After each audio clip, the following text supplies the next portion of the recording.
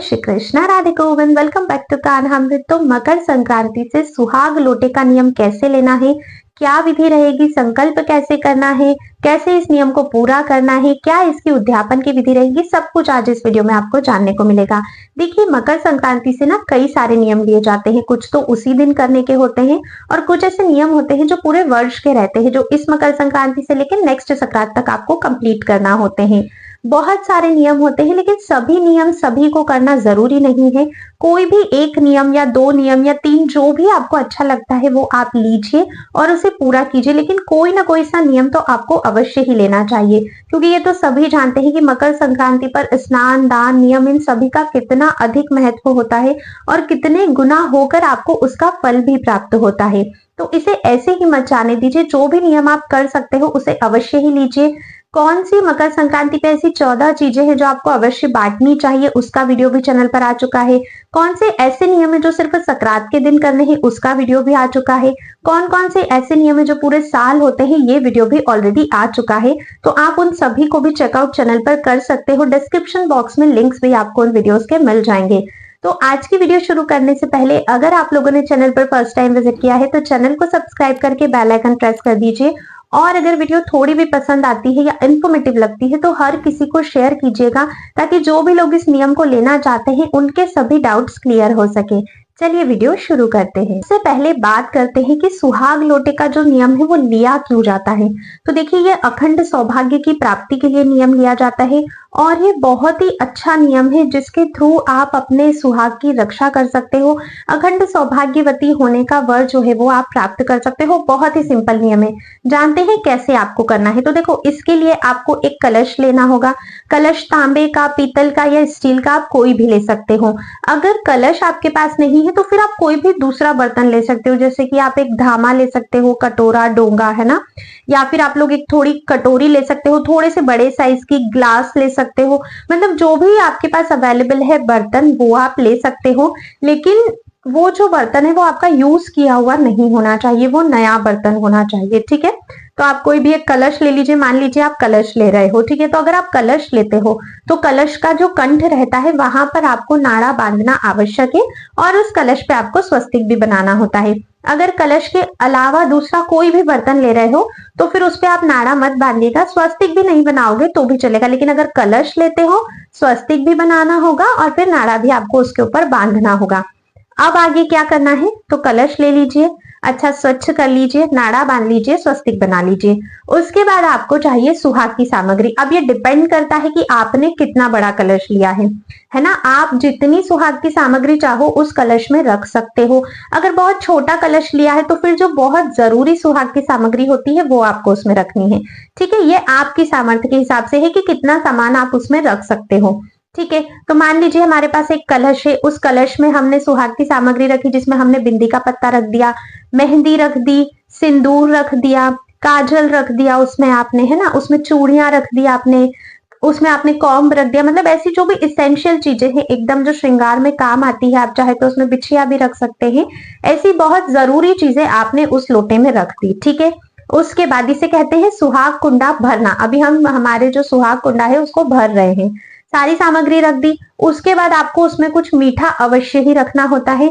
कुछ भी आप, अगर तिल गुड़ के लड्डू है, जैसे संक्रांत पर सभी के घर में अवेलेबल होते हैं, चिक्की होती है, वो रख सकते हो, या जो भी मिठाई आपके पास अवेलेबल है वो कुछ मीठा रखना है। उसके बाद दक्षिणा रखनी है।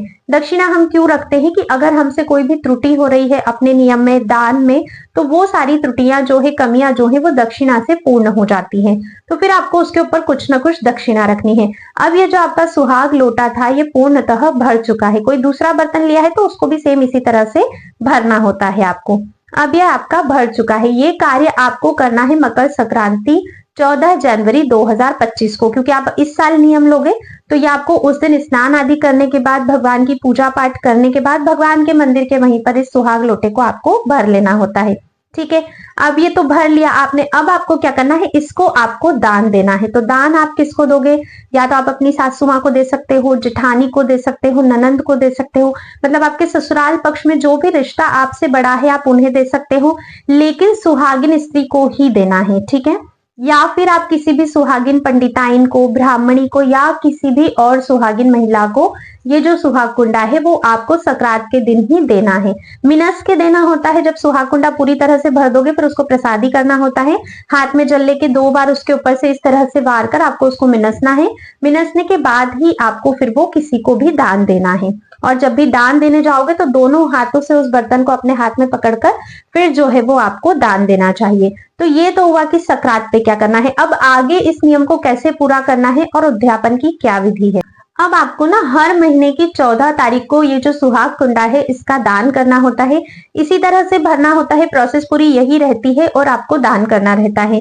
मान लीजिए अगर किसी मंथ आपका छूट जाता है तो फिर नेक्स्ट मंथ जब आप करोगे तब आप फिर 2 एक साथ करोगे, मतलब 2 सुहाग कुंडे भरना होंगे और फिर 2 सुहागिन महिलाओं को आपको इसको जो है वो देना होगा। इसी प्रकार से जिस प्रकार से आपने पहले दिन किया था मकर संक्रांति के दिन। एक और विशेष बात कि जब संक्रांति के दिन आप ये करते हो ना, उसके पहले आप एक बार संकल्प भी ले लीजिए भगवान के सामने कि मैं आज से सुहाग कुंडा भरने का संकल्प लेती हूँ। मेरे सौभाग्य को, मेरे सुहाग को आप अखंड रखिएगा और मुझ पर कृपा करिएगा। इस मनोकामना के साथ संकल्प लीजिए, सुहाग कुंडा भरिए और किसी को दान कीजिए। फिर हर महीने 14 तारीख को आपको ये कार्य करना होता है। छूट जाए तो फिर नेक्स्ट मंथ आप 2 एक साथ कर सकते हो।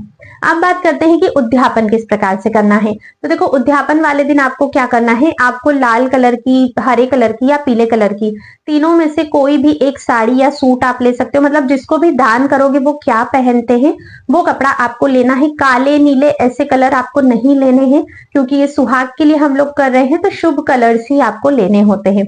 ठीक है, तो आप साड़ी या सूट कुछ भी ले लीजिए। उसके साथ ही आप रुमाल लीजिए, सॉक्स लीजिए। ठीक है, कोई भी गर्म कपड़ा लीजिए जिसमें आप स्वेटर ले सकते हो, शॉल ले सकते हो, जो भी आपकी सामर्थ्य में आता है वो ले लीजिए। उसके साथ ही आपको श्रृंगार का सामान, जैसे सुहाग लोटा आपने रेडी किया है तो जो नेक्स्ट मकर संक्रांति आएगी, क्योंकि पूरे साल आपको ये चीज करनी है, तो नेक्स्ट मकर संक्रांति पर भी आपको पूजा पाठ आदि कर लेना है। उसके बाद सुहाग लोटा, अपना जो सुहाग का कुंडा है उसको रेडी करना है। उसके बाद ये जो मैं सामग्री आपको बता रही हूँ वो, और उसके ऊपर इस सुहाग कुंडे को रखना है। सेम वैसे ही रेडी करना है, सारा श्रृंगार का सामान उसमें रखना है, मीठा कुछ रखना है, दक्षिणा कुछ रखनी है। ठीक है, साथ ही में जो साड़ी ली है वो, सॉक्स, हैंकी जो लिया है वो, जो गर्म कपड़ा लिया है वो आपको रखना है। और क्योंकि ये सुहाग के लिए है तो जोड़े से कपड़े दान होंगे, तो आपको इसमें पैंट शर्ट का कपड़ा या धोती कुर्ता ये चीज भी रखनी है। उसके बाद ये आप किसी भी मंदिर में जाकर किसी भी पंडित पंडिताइन को दे सकते हो, ब्राह्मण ब्राह्मणी को दे सकते हो, या किसी भी सुहागिन महिला को और उसके पति को आप ये चीज दान कर सकते हो। इस तरह से जो आपका उद्यापन है वो संपूर्ण होता है और आपका नियम जो है वो भी पूर्ण हो जाता है। ये बहुत ही सिंपल नियम होता है, इसमें आपको ज्यादा मेहनत नहीं करनी होती है, लेकिन ये अखंड सौभाग्य प्राप्ति के लिए नियम होता है। तो अगर आप चाहें तो आप एक न एक बार इस नियम को भी अवश्य ही करिएगा। कोई ज्यादा मेहनत का कार्य नहीं है, बहुत ही सिंपल तरीके से आपका ये नियम पूरा हो जाता है। ठीक है, अगर कोई भी डाउट है आपको इस नियम से रिलेटेड तो आप मुझे कमेंट करके अवश्य ही पूछ लीजिएगा। किसी भी और नियम से रिलेटेड कोई भी डाउट है, कोई भी प्रश्न होते हैं, संक्रांति, दान, किसी भी चीज के, आप लोग कमेंट करके पूछ सकते हैं। अगर वीडियो थोड़ा भी इंफॉर्मेटिव लगा है या पसंद आया है तो बिना लाइक किए बिल्कुल भी मत जाइएगा। और अगर आपको मुझे कोई भी सजेशन देना हो, आगे आपको किस तरह की वीडियोस देखनी है और कौन से नियम की वीडियो आपको चाहिए, तो आप लोग वो भी कमेंट कर सकते हो। आज की वीडियो में बस इतना ही था। अब मिलते हैं नेक्स्ट वीडियो में, तब तक के लिए राधे राधे।